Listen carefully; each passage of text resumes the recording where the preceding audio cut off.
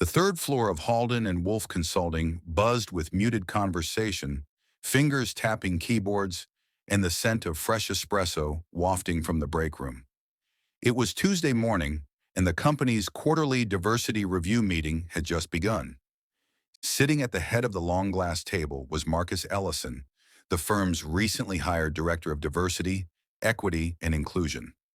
A Harvard Law graduate with a background in organizational reform and a calm, analytical demeanor, Marcus was known for his thoughtfulness, not theatrics. He had spent years helping global firms restructure their cultures from the inside out. This meeting, however, was his first major presentation to the leadership team since joining the company 2 months ago. Across from him sat Laura Kingsley, a veteran project manager in her early 50s, known for her sharp delivery and louder-than-average boardroom presence. She had been at the company for nearly 2 decades and wasn't particularly known for embracing change. As Marcus walked through his audit findings, unequal promotion rates, lack of diversity in leadership, and disparities in mentorship opportunities, he maintained a professional and even tone. The data didn't lie, and his approach was clear. Highlight the problems, propose action, and collaborate toward solutions.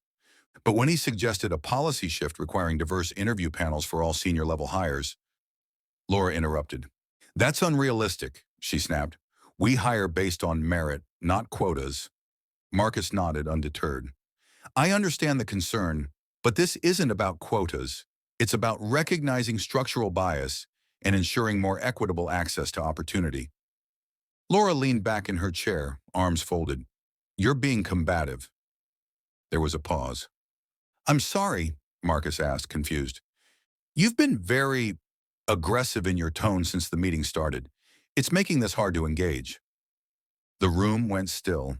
A few team members looked at one another. Marcus had spoken with the same composed, clear voice he always used. "I'd like to clarify something," he said slowly.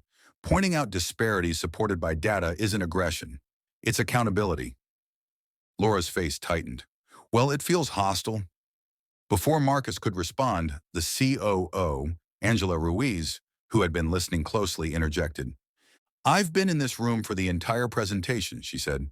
"Marcus hasn't raised his voice, interrupted anyone, or used hostile language. If we're describing him as aggressive, we need to be honest about what we're really reacting to." The air shifted. Angela continued. "This is exactly the kind of subtle bias our DEI work is meant to address. And this is why we hired Marcus, to hold up a mirror, even when it's uncomfortable." Laura shifted in her seat but said nothing further. After the meeting, several colleagues approached Marcus privately to thank him, not just for the report, but for handling the moment with dignity. One junior associate, a Latina named Sophia, said quietly, "I've been labeled emotional in meetings for less. What you did? That mattered." Later that day, Marcus received an email from the CEO. "Thank you for setting a professional standard today. Your leadership is already changing how we operate and think." In an internal newsletter the following week, the company announced new DEI training sessions, including a specific focus on coded language and workplace culture. Marcus didn't want an apology. He wanted change, and he had started exactly that, by staying calm in the face of a familiar tactic, diminishing a voice by labeling it aggressive. Because sometimes the most powerful thing a person can do is speak softly and still be heard.